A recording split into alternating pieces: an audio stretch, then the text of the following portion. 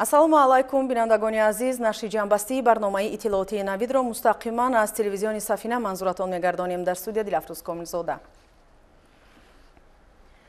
имрӯз асосгузори сулҳу ваҳдати миллӣ, пешвои миллат, президенти ҷумҳурии Тоҷикистон муҳтарам Эмомалӣ Раҳмон бо президенти ҷумҳурии Ӯзбекистон муҳтарам Шавкат Мирзиёев суҳбати телефонӣ анҷом доданд. Дар рафти суҳбат сарони ду давлат масъалаҳои мубрами ҳамкориҳои дуҷониба ва вазъи минтақавиро мавриди баррасӣ қарор доданд. дар ин зимн ба вазъияти ноороми имрӯзаи ҷумҳурии исломии Афғонистон аҳамияти хоса зоҳир карда шуд.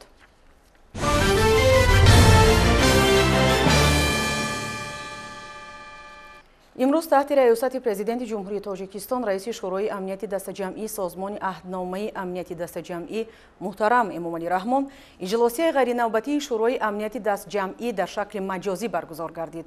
дар кори иҷлосия президенти ҷумҳурии Тоҷикистон раиси шӯрои амнияти дастаҷамъии созмони аҳдномаи амнияти дастаҷамъӣ Эмомалӣ Раҳмон, сарвазири ҷумҳурии Арманистон Никол Пашинян, президенти ҷумҳурии Беларус Александр Лукашенко, президенти ҷумҳурии Қазоқистон Қосим Жомарт Токаев, президенти ҷумҳурии Қирғизистон Садир Жапаров, президенти Федератсияи Русия Владимир Путин ва дабири кулли созмони аҳдномаи амнияти дастаҷамъӣ Станислав Зас иштирок намуданд. ба ҳайси давлати даъватшуда дар иҷлосия президенти ҷумҳурии Ӯзбекистон Шавкат Мирзиёев иштирок намуд. аъзои шӯрои амнияти дастаҷамъӣ оид ба вазъ дар Афғонистон ва таъсири он ба амнияти кишварҳои узви созмони аҳдномаи амнияти дастаҷамъӣ мубодилаи ҳамаҷонибаи афкор намуданд. дар ҷараёни иҷлосия кишварҳои узв якбора бад шудани вазъ дар Афғонистонро бо нигаронӣ зикр намуданд. онҳо аҳамияти бомасъулият барқарор намудани ҳокимияти давлатиро дар Афғонистон тавассути муколамаи фарогири осоишта бо дар назардошти манфиатҳои ҳамаи гурӯҳҳои иҷтимоӣ, сиёсӣ, қавмӣ ва мазҳабии ин кишвар таъкид карданд. дар ҷараёни иҷлосия зикр карда шуд ки режими сиёсии Афғонистон бояд ба озодона амалӣ гардидани иродаи тамоми халқҳои афғон асос ёбад. ба ҳисобгирии қатъӣ, кафолат ва ҳифзи манфиатҳои иҷтимоию сиёсии ҳамаи табақаҳои ҷомеа барои устувории дилхоҳ ҳукумати Афғонистон аҳамияти ҳалкунанда дорад. бо дар назардошти ҳузури афзояндаи ҷангҷӯёни созмонҳои байналмилалии террористӣ дар Афғонистон ки ин кишварро ҳамчун макони эҳтиётӣ барои таъсиси нуқтаҳои такягоҳӣ ҷиҳати фаъолияти минбаъда ва ғасби иҷбории худ истифода мебаранд, кишварҳои узви созмони аҳдномаи амнияти дастаҷамъӣ аҳд намуданд ки барои рушди ҳамкорӣ дар мубориза бо чолишҳо ва таҳдидҳое ки аз қаламрави Афғонистон сар мезананд, кӯшишҳои иловагӣ ба харҷ медиҳанд. барои суръат бахшидан ба кори қабули барномаи мақсадноки байнидавлатӣ оид ба таҳкими бахшҳои сарҳади Тоҷикистон ва Афғонистон ки Тоҷикистон дар доираи созмони аҳдномаи амнияти дастаҷамъӣ пешниҳод кардааст, тавофуқ ҳосил шуд. аъзои шӯрои амнияти дастаҷамъӣ ба мувофиқа расиданд ки табодули афкор дар бораи вазъият дар Афғонистон 16 сентябр дар душанбе дар нишасти қарибулвуқӯи созмони аҳдномаи амнияти дастаҷамъӣ идома ёбад.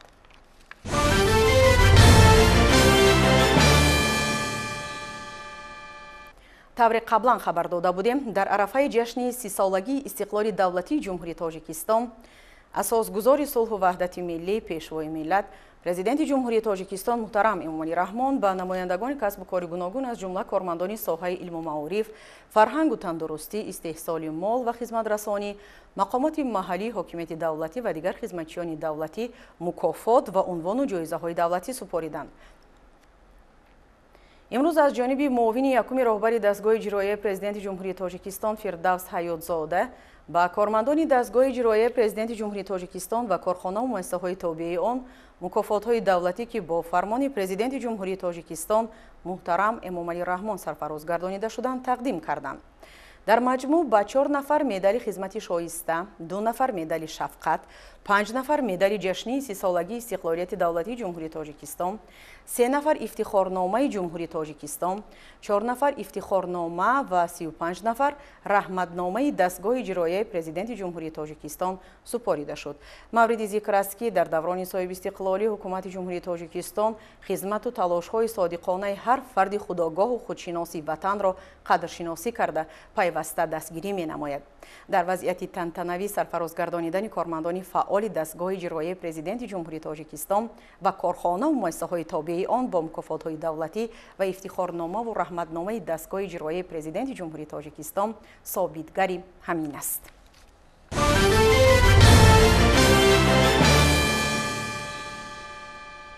тадбирҳои ободонию созандагӣ ба ифтихори 30-юмин солгарди истиқлолияти давлатии ҷумҳурии Тоҷикистон дар ноҳияи Кушониён рӯи кор омаданд. Рӯз то рӯз вусъат ёфта барои амалӣ гардондани ҳадафҳои созанда соҳибкорону сокинони меҳанпарвар саҳми муносиб гузошта истоданд.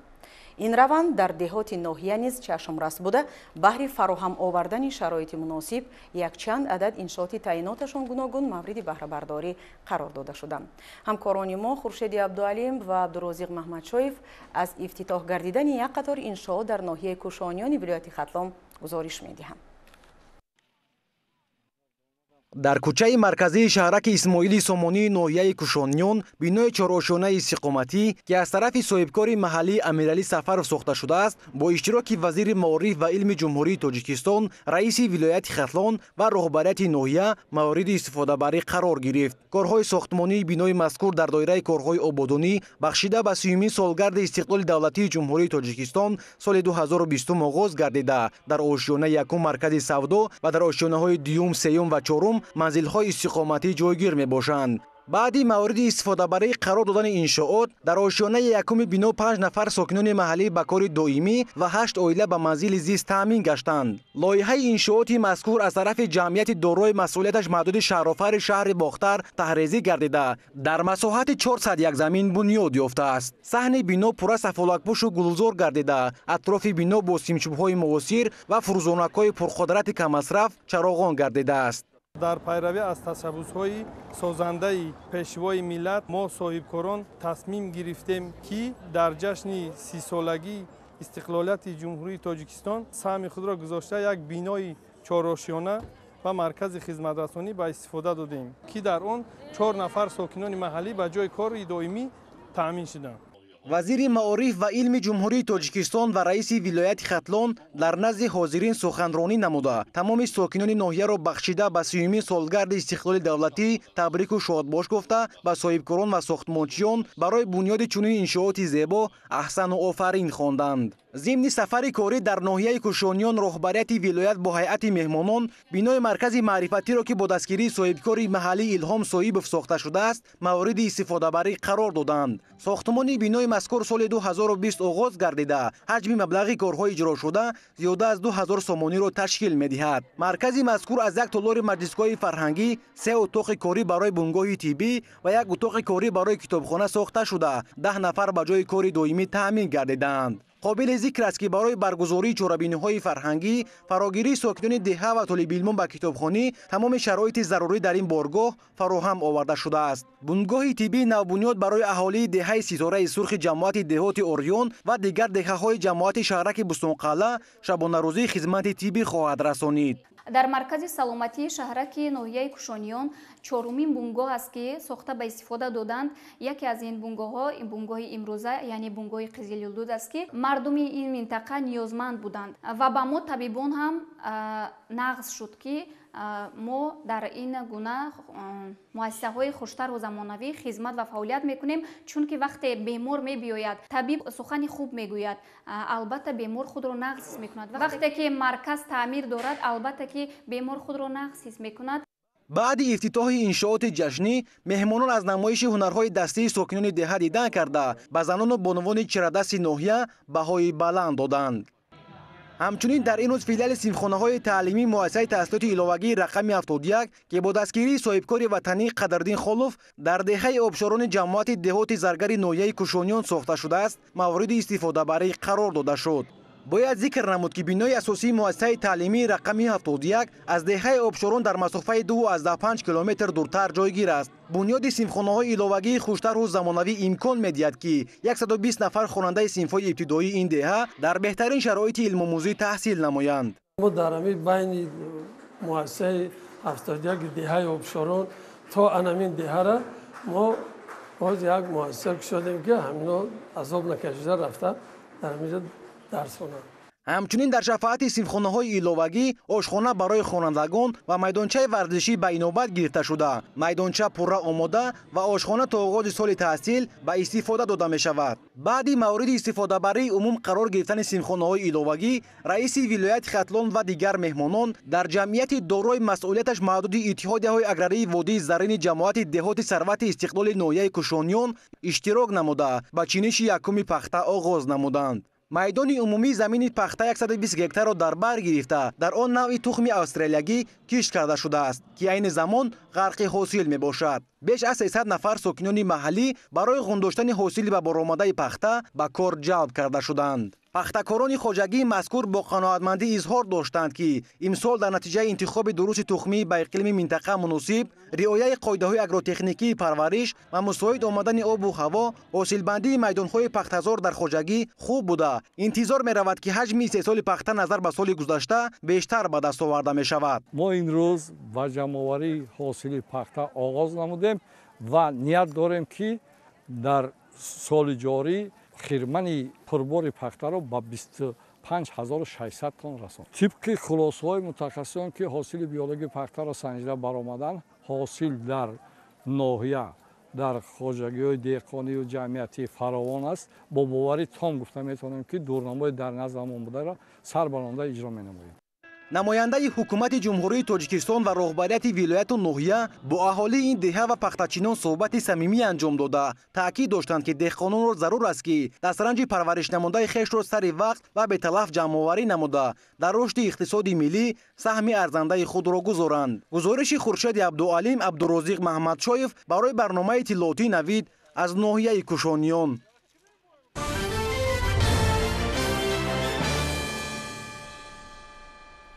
имрӯз бо ибтикори кумитаи кор бо ҷавонон ва варзиши назди ҳукумати ҷумҳурии Тоҷикистон ба муносибати солгарди 30-юми истиқлоли давлатии ҷумҳурии Тоҷикистон таҳти унвони ҷавонон идомадиҳандагони ҳадафҳои ояндасоз ҳамоиши собиқадорони соҳаи кор бо ҷавонон баргузор гардид. гузориш дар ин хусус. дар чорчӯби нақшаи чорабиниҳои кумитаи кор бо ҷавонон ва варзиш бахшида ба 30-юми солгарди истиқлолияти давлатии ҷумҳурии Тоҷикистон дар шаҳри Душанбе ҳамоиши собиқадорони соҳаи кор бо ҷавонон баргузор шуд. тадбири мазкур таҳти унвони ҷавонон идомадиҳандагони ҳадафҳои ояндасоз доир гардида дар кори он вакилони маҷлиси намояндагони маҷлиси олии ҷумҳурии Тоҷикистон, роҳбарияти кумитаи кор бо ҷавонон ва кумитаи рушди сайёҳӣ иштирок намуданд. ҳозирин доир ба дастовардҳои соҳаи кор бо ҷавонон ва варзиш дар 30 соли истиқлолияти давлатӣ ибрози сухан карда, нақши собиқадорони соҳа нафароне, ки дар ҳамин сохтор фаъолият намуда буданд, нег маънидод карданд. ҳамоиши собиқадорони кор бо ҷавонон бо мақсади шиносоии ҳарчи бештари ҷавонон аз ҳаёт, фаъолияти рӯзмарра ва он дастоварду муваффақиятҳое, ки собиқадорони соҳа дар ин самт доштанд ва табодули таҷриба кардан баргузор карда шуд. маҳз истиқлоли давлатӣ буд, ки имрӯз нақши ҷавонон дар тамоми ҷабҳаҳои муҳими давлатӣ дида мешавад ва пешвои муаззами миллат воқеан ҳам ба насли ҷавони кишвар такя намуда ҷавононро нерӯи созанда, симо ва ояндаи давлату миллат арзёбӣ намуданд. ба таъкиди ҳолдунҳо сарвари давлат муҳтарам Эмомалӣ Раҳмон ба ҷавонон ҳамчун насли ояндасоз такя намуда ҷиҳати фаъолияти онҳо тамоми имкониятҳоро фароҳам оварданд. ҳамин буд, ки имрӯзҳо ҷавонон дар тамоми самтҳо фаъол буда дар рушд ва пешрафти Тоҷикистони азиз саҳмгузоранд. дар охири чорабинии собиқадорони соҳа бо ҷавонон суҳбатҳои озоду шаффоф анҷом дода, онҳоро ба дӯст доштани ватан ва эҳтироми арзишҳои миллӣ ҳидоят намуданд.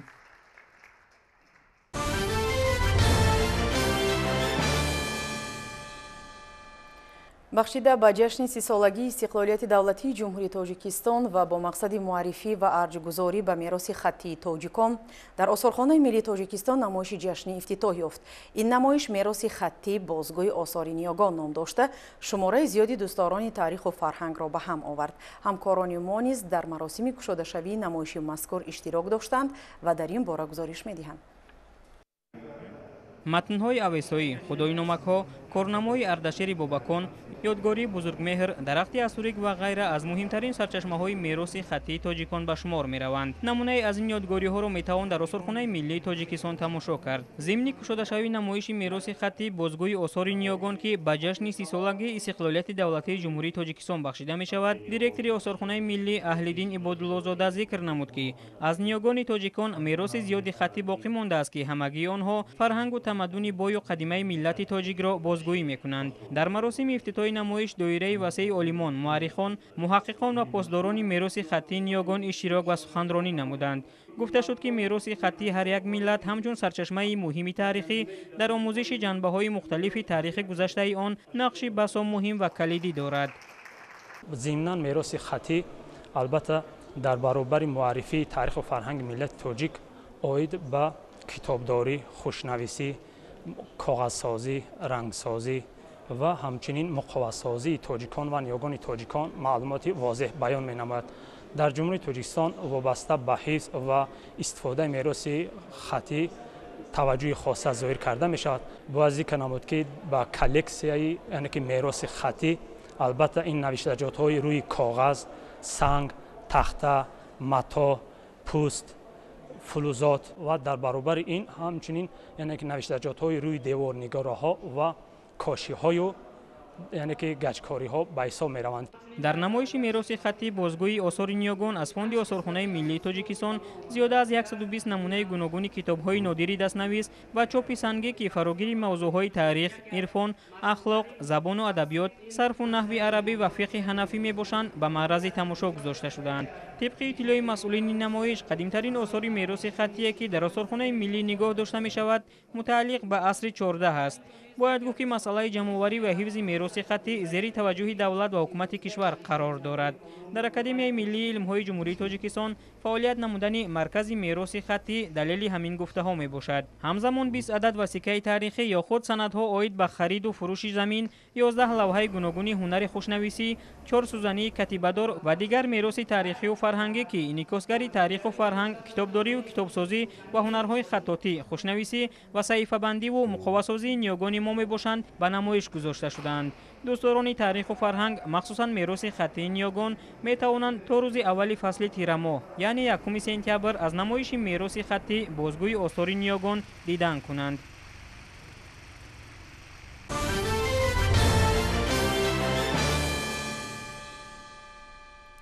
баҳри таъмини хонандагон бо либоси ягонаи мактабӣ дар ноҳияи ховалинг сехҳои дузандагӣ фаъол гардонида шуданд ки имсол мувофиқи нақша беш аз 50% хонандагони муассисаҳои таълимии ноҳияро бо сару либоси ягонаи мактабӣ таъмин менамоянд. дар коргоҳи дузандагии ҷамоати деҳоти лоҳутӣ беш аз 20 нафар занону духтарони маҳаллӣ бо ҷои кор таъмин гардиданд ва бештари либосҳои ягонаи мактабӣ аз ҷониби онҳо омода карда мешавад. баҳри таъмини мактабачагон бо либоси ягонаи мактабӣ дар ноҳияи ховалинг сехҳои дузандагӣ фаъол гардонида шуданд ки имсол мувофиқи нақша беш аз 50% хонандагони муассисаҳои таълимии ноҳияро бо сару либоси ягонаи мактабӣ таъмин менамоянд.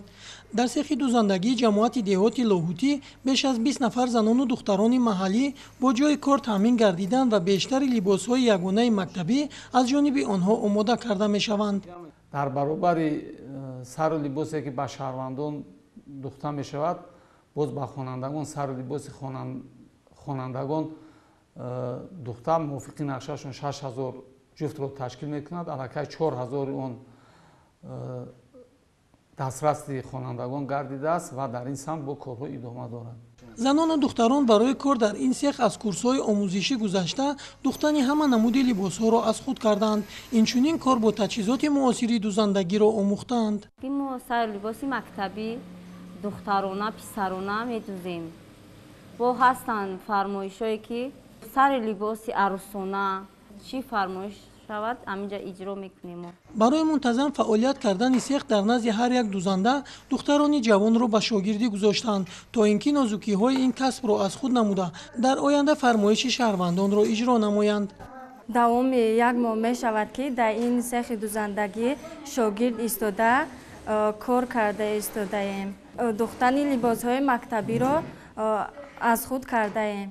инчунин дигар намуди либосҳоро медузем. мехоҳам дар оянда фаъолияти худро дар ин ҷо идома диҳам.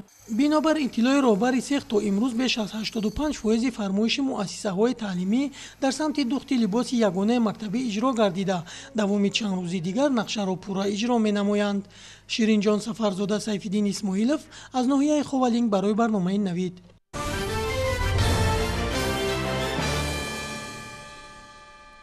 در ناحیه باباجان غفوروی ولایت سوخت آخرین آمادگی‌ها به سال نو تحصیل ادامه دارد. معارفچیان دوام قریب یک ماه آخر توانستند کارهای تعمیری جاری در مؤسسه‌های تعلیمی را با صفت بلند انجام داده اتاق و صنفخانه‌ها را برای تحصیل محصلین آماده سازند. شرح بیشتری موضوع در تهیه همکاران ما. در حدود ناحیه باباجان غفورов 91 مؤسسه تحصیلات میانه عمومی دولتی و خصوصی 38 کودکستان فعالیت داشتند. در سال خونش 2021-2022 75246 نفر خوانندگان را به تعلیم و تربیت فرا خواهد گرفت. عین زمان بود دستگیری کمیته پدر مادران و مقامات اجرایی حکومت دولتی ناحیه در مؤسسات تعلیمی ناحیه کارهای تعمیری در مرحله انجامیابی قرار دارد. ماموریت و آموزگاران مؤسسه تحصیلات میانه عمومی رقم 18 بهر هرچه زودتر به انجام رساندن کارهای تعمیری کاربری را جانک نموده تا آغاز سال خوانش مؤسسه را به قبول خوانندگان آماده خواهند کرد. جامعه آموزگاران مؤسسه در همکاری پدر و مادران برای تحصیل خوانش 2021-2022 یک جای فعالیت برده 30 صنفخانه، تالار ورزشی، کابینت‌های تعلیمی، میدانچه‌های ورزشی و تمام گرد و اطراف مؤسسه از تعمیر صفت برآورده شد. در این روند از بودجه مؤسسه با دستگیری مقامات اجرایی حکومت دولتی ناحیه باباجان غفورov برای تعمیر 322,000 سامانی و از طرف کمیته پدر و مادران 30,000 سامانی مبلغ صرف کرده شد.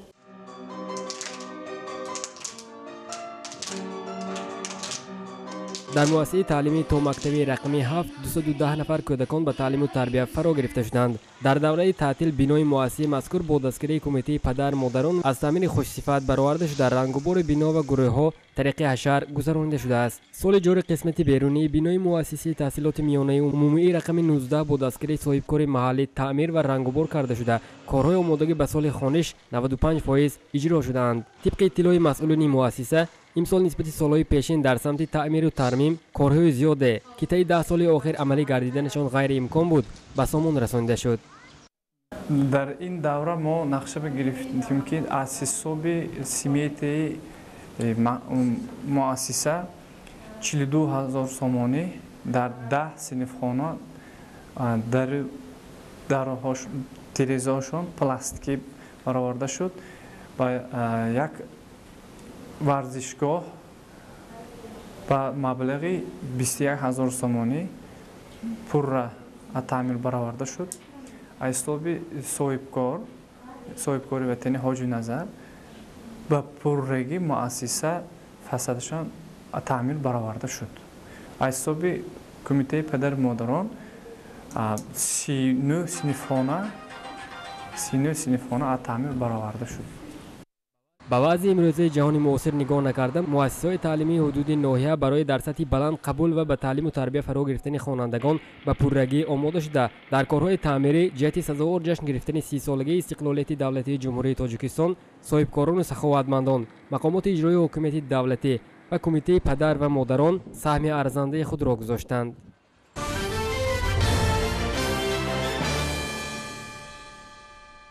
کارمندان مؤسسه‌های تعلیمی شهر ترسونزاده نیز به سال خوانش 2021-2022 آمادگی همه‌جانبه دیده تمام صنفخانه و اتاق‌های کاری را تعمیر نمودند. این عنعنه هر ساله تحت نظارت بی‌واسطه رهبریت مقامات اجرایی حکومت دولتی قرار داشت. همکاران ما خورشید حلیم و طاهر سلیمانوف در همین باره شرح بیشتر دارند. تا آغاز سال خوانش نو روزهای به شمار باقی مانده است. مسئولین شعبه معارف و مؤسسه‌های تحصیلات میانه عمومی و اساسی شهر ترسونزاده از تمام امکانات‌ها استفاده برده کوشش به خرج داده شدند که برای قبول خوانندگان در صنفخانه‌های زیبا و برهوا و مجهز به تمام عینت‌های تعلیمی آماده باشند. مؤسسه تحصیلات میانه عمومی 7 از تعمیر برآورده شد. تمام صنفخانه‌ها از تعمیر برآورده شد. راهروهای مؤسسه تعمیر کرده شد. اشیاءها و آویزه‌ها آویزان کرده شدند و برای سال خوانش مؤسسه پورا تیار هست و این سال که جشن 30 سالگی استقلالت در سراسر وطنمان جشن گرفته می شود ما هم تصمیم گرفتیم که با 30 سالگی استقلالت را با دستاویزهای خوب پیشواز گیریم. در شهر ترسونزاده 125 مؤسسه تعلیمی فعالیت دارد. در مجموع امسال زیاده از 60,000 نفر خوانندگان به تحصیل فرا گرفته می شوند. چه خیلی که برای شما معلوم است من اما امسال مؤسسه رو برای سال تحصیل 2021 و 2022 تعمیر کردیم. هم طرفه های تعمیر برآوردیم من صنفخانه های گرد اطراف مؤسسه همش ای تعمیر برآمدگی و وعده میدیم که سال خوانش نو یعنی سال تحصیل نو 2021 رو ما خوانندگان رو به مؤسسه با یک دل پاک با یک مهر و محبت پدر و مادرانه قبول میکنیم. با گفته مسئولین مؤسسه‌های تحصیلات میانه عمومی شهر ترسونزاده تا مهلت مقرر گردد در همه مؤسسه‌های تعلیمی تعمیر و تجدیداندن صنفخانه‌ها به انجام میرسد. امروز مؤسسه تحصیلات میانه عمومی رقم 3 شهر ترسونزاده از 14 صنفخانه عبارت است و 14 صنفخانه و 3 راهرو عبارت است و این سال با دستگیری کمیته اساسیه والدین مؤسسه تحصیلات میانه رقم 3 پورا از تعمیر برآورده شد و امروز علاقه جابجا کنی انا همون شیار آرزوها و گرد اطراف مؤسسه از طرف کارمندان و آموزگاران تازه کرده ایستادند و مؤسسه تحصیلات میانه رقم 3 با سال خوانش نو آماده است و ما می‌توانیم که از 1 سپتامبر خوانندگان رو به مؤسسه قبول نماییم. در پیشبرد کارهای تعمیر و تجدیداندن مؤسسه‌ها و تأسیس صنفخانه‌های علاوگی پدر و مادران و صاحبکاران محلی نیز سهم می‌گذارند. تامین شرایط ارزنده برای تعلیم و تربیت و تحصیل نسل نورس از دستور هدایت‌های پرزیدنت کشور است که ضمن برآمدهایشان پیوسته مسئولین ساحه را وظیفه‌دار می‌گردانند. این دستور سرمشق فعالیت رهبری شعبه معارف شهر ترسونزاده گشته است و مسئولین برای مهیا نمودن امکانات‌های زمانوی تعلیم و تربیت کوشش به خرج می‌دهند.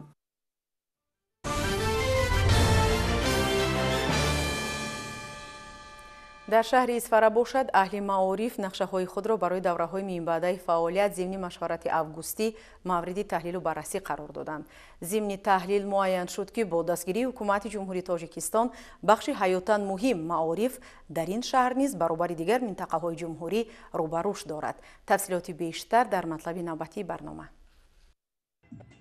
در شهر اسفره مشورت августи آموزگاران با نمایشی دسترنج شاگردان مرکز تحصیلات ایلاوگی که از هنرهای مردمی عبارت بوده و همچنین مسئول ایجادی آموزگاران به معرض تماشا گذاشتند. همایشی ادامه بخشیده به آغاز سال نوی خوانش در قصر فرهنگ شهر اسفره برگزار گردید که در جمع آمد دیرکتوران مکتب‌ها، آموزگاران پیشقدم و آموزگاران جوان اشتراک نمودند. در شهر اسفره عین حال 87 مؤسسه‌های تعلیمی فعالیت می‌نماید. از شماره عمومی آنها 73 مؤسسه تحصیلات میانی عمومی از جمله 9 لیسه، یک مؤسسه تحصیلات اساسی، 2 مؤسسه تحصیلات عمومی خصوصی، یک مکتب اینترنت برای کودکان نابینا و بینایشان سست و یک خانه بچگان فعالیت می‌کنند. در مؤسسه های تحصیلات عمومی 3267 نفر آموزگاران فعالیت نموده نسبت به سال گذشته شماره آموزگاران زیاد شده است. خوانندگان شهر اسفره در دور جمهوری آزمون‌های فنی خوانندگان صنف 11 مؤسسه های تعلیمی اشتراک نموده 23 جای افتخاری را سزاوار گشتند. عموما خوانندگان مؤسسه های تحصیلات عمومی شهر اسفره در دور جمهوری المپیاده ها اشتراک نموده به گرفتن 101 جای افتخاری مشرف گردیدند.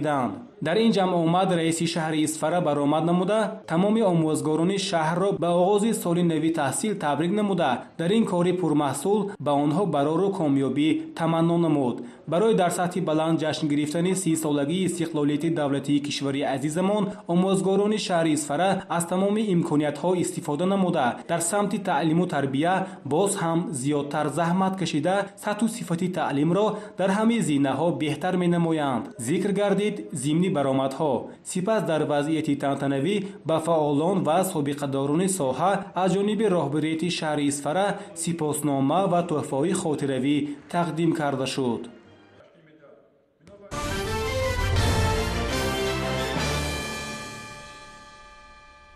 در عکس تازگی جمهوریوی تحت عنوان ما جوانان این وطن را سبز و خرم میکنیم در ناحیه واسه با اشتراک جوانان شفت شاهراه دوشنبه کلاب که از مرکز ناحیه میگذرد از پرتاب‌های معیشی تازه کرده شد.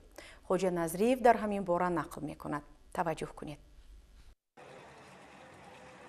дар ноҳияи восеъ бо мақсади тоза нигоҳ доштани муҳити зист дар ин замина баланд бардоштани маърифати экологии аҳолӣ ва дар рӯҳияи зебопарастӣ тарбия намудани наврасону ҷавонон таҳти унвони мо ҷавонон ин ватанро сабзу хуррам мекунем бо иштироки дастаи ихтиёриён аксияи тозагӣ гузаронида шуд. чорабинии мазкур бо иқдоми бахши кор бо ҷавонон ва варзиш тибқи нақша чорабиниҳо роҳандозӣ гардид. дар ин тадбири мазкур ки дар арфаи ҷашни сисолагии истиқлоли давлатии ҷумҳурии тоҷикистон рост меояд ҷавонон бо иштирок дар ин аксия дар тоза намудани як қитъаи шафати шоҳрои душанбе кӯлоҳ бадахшон аз партовҳои маишӣ саҳми арзанда гузоштанд. албатта мо нағз мекунем ки бо гузарондани ин аксия натавонистем тамоми партовҳои шаҳракро тоза намоем, вале бо гузарондани ин аксия мо хоҳем ки ба ҳамаи атрофиён нишон диҳем ки тозагии муҳити зист ба мо шумо вобастагӣ дорад ва агар ҳар яки мо шумо ба тозагии муҳити атроф машғул шавем, олам гулистон мешавад. дар ин рӯз кормандони шӯъбаи маориф ва истиқоматкунандагони маҳаллаи ба номи исмоили сомонӣ дар кӯчаи ба номи исмоили сомонӣ ба ҳаракат баромаданд. бо кӯмаки ҳашарчиён алафҳои бегона аз бехи дарахтони ҳамешасабз тоза карда шуда бехи ниёлҳо мулоим карда шуданд. бо анҷоми корҳои тозагӣ дар шафати шоҳро ҷавонон ба кӯчаи марказӣ омада бо ин ҳашарчиён пайвастанд. корҳои тозагии муҳит сураташ авҷ гирифт.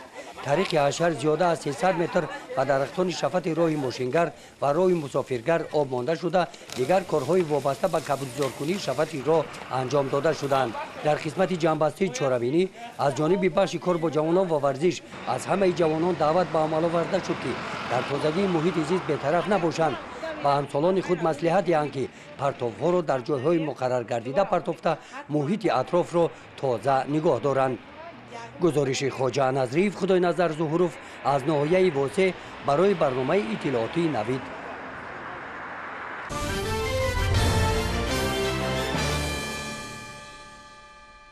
дар гаити оқибатҳои заминҷунбӣ беш аз 7 баларо бартараф мекунанд. дар ҳамин ҳол ҷомеаи ҷаҳонӣ ба сокинони зарардидаи ин кишвар кӯмакҳои башардӯстона мерасонад. як қатор штатҳои амрикоро офатҳои